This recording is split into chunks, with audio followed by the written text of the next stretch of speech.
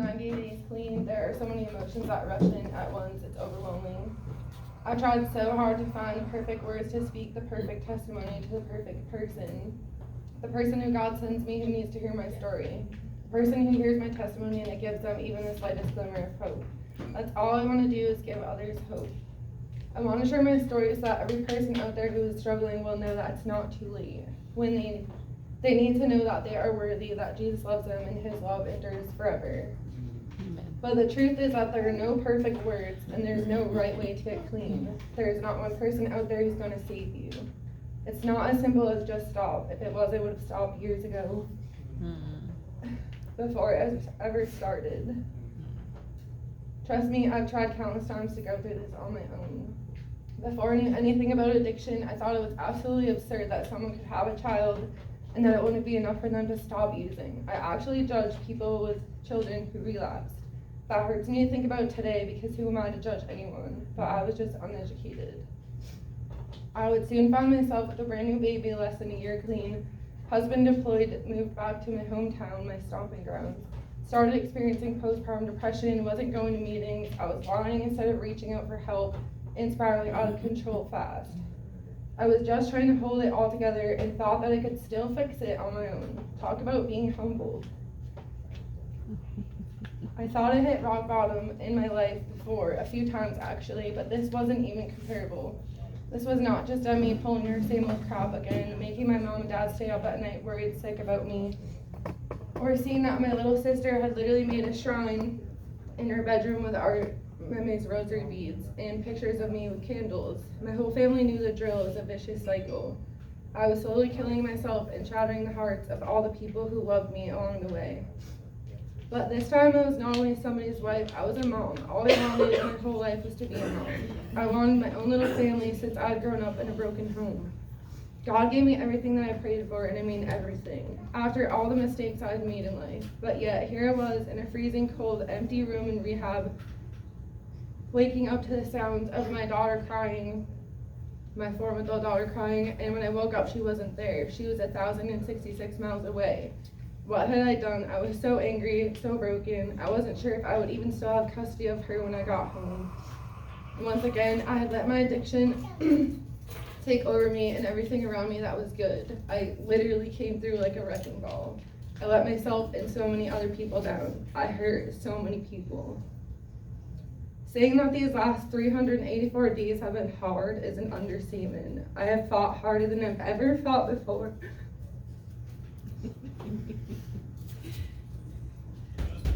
I've cried, I've screamed. So many times I've wanted to give up. I've fallen down on my knees and prayed. I've begged God to just take this demon of addiction from me. I've gone down to the root of some of my childhood trauma and worked hard at healing it. I'm still healing it, it's a process. I've put in the work and done the steps to gain new coping skills. Coping with everyday life is something that needs to be relearned when you've gone so long chemically dependent on some sort of substance to get through the day. I've studied the brain and what actually happens during the first year of recovery, and the second year and the third, and so on.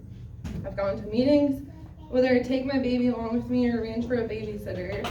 I've peed in a cup while being supervised twice a week, every single week. I've come up with a relapse prevention plan and now have a safety plan printed and laminated that I always carry in my wallet.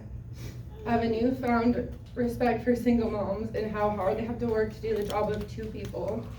I've also come a long way on this new co-parenting journey.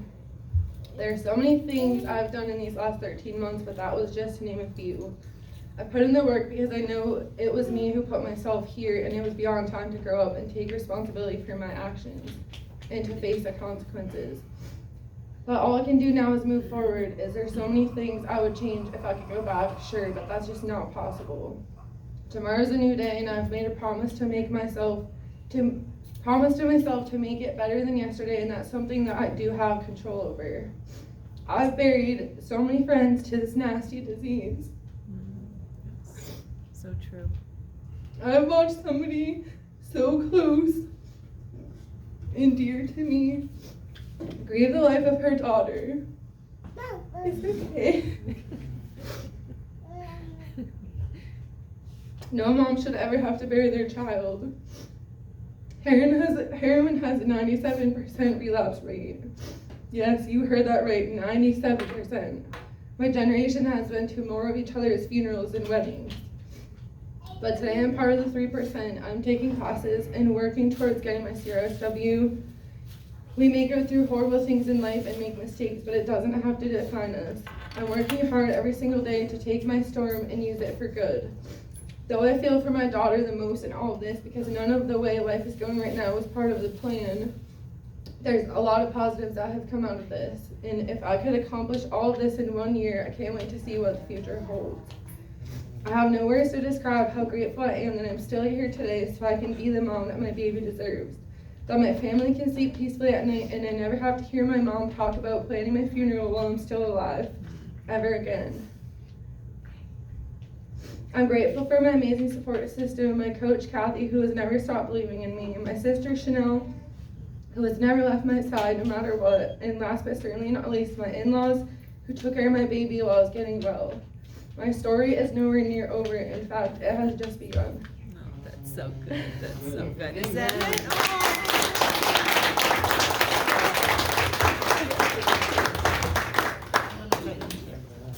I just want to say that this has been a privilege to walk along with every person that's here. They're not addicts, they're treasures. They're treasures of God, and we need to have the eyes to see the way God really created them. We all have blips in our life, but you know what? Demi's a real hero here because she stepped into the mess and walked straight through the fire to the other side. And she's still going through, like we all have our stuff. You know, we're all going through that stuff. So that is, I'm so proud of her. She's now my right-hand man here at Gates Recovery. And, you know, I don't know what I would do without her. She reminds me of things that I've forgotten, and I forget a lot. So she is finding her purpose, and now she's on the road helping other people who experience some of the same things that she has.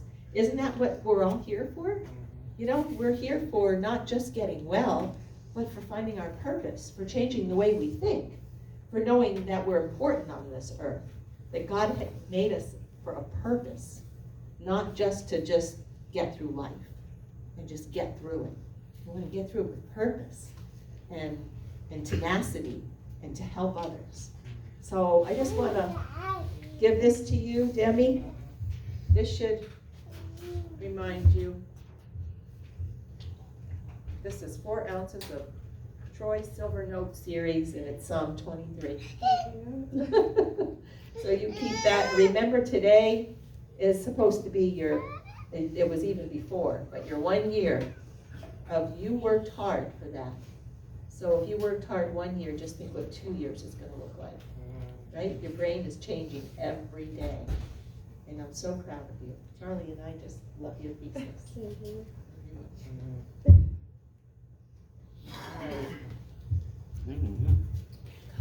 Awesome.